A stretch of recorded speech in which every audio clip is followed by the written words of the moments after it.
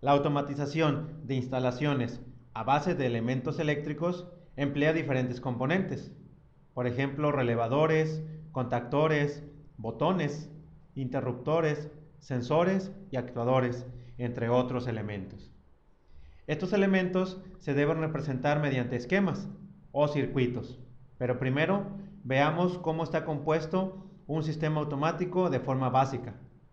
En esta figura tenemos los elementos principales para control de una máquina eléctrica, donde los elementos son la red eléctrica que suministra la energía, el armario eléctrico que contiene los aparatos eléctricos de potencia, el tablero de control donde se realizan las acciones encomendadas al operador de la máquina o instalación, el cableado de mando o control y el cableado de potencia o fuerza, y la máquina sobre la cual están instalados los sensores y actuadores que permiten su control y accionamiento. De este esquema debemos distinguir que hay dos tipos de cableado que nos va a llevar a dos tipos de conexiones, lo que es el circuito de potencia o fuerza y el esquema de mando o esquema de control. Los circuitos de potencia son aquellos que suministran energía directamente a los terminales de los motores. Las líneas de alimentación de un circuito de potencia se designan por L1, L2 y L3, tanto en simbología NEMA como IEC. Los terminales de un motor se designan en simbología NEMA por T1, T2 y T3 y en IEC por U, V y W respectivamente.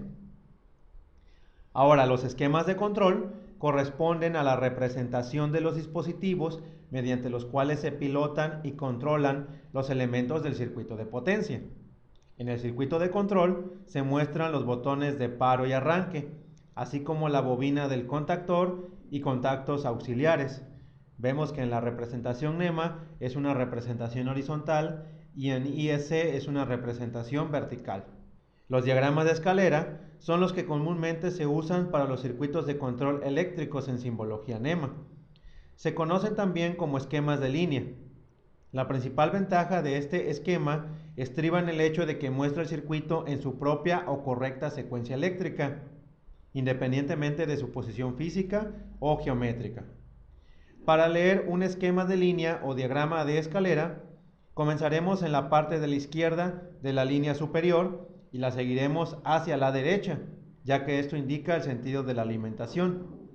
Si un contacto está abierto, la corriente no pasará por él. Si está cerrado, la corriente pasará.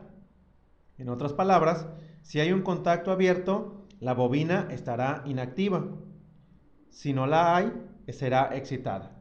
Recordemos un poco acerca de la simbología de los contactos y las lámparas, que aquí también se representa.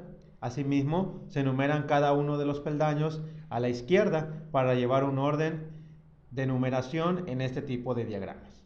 Bueno, ya que hemos conocido entonces, llegamos al final de esta lección. En resumen, hemos visto que hay circuitos de potencia y esquemas de control, y que dentro de los esquemas de control, los diagramas de escalera se utilizan para representarlos.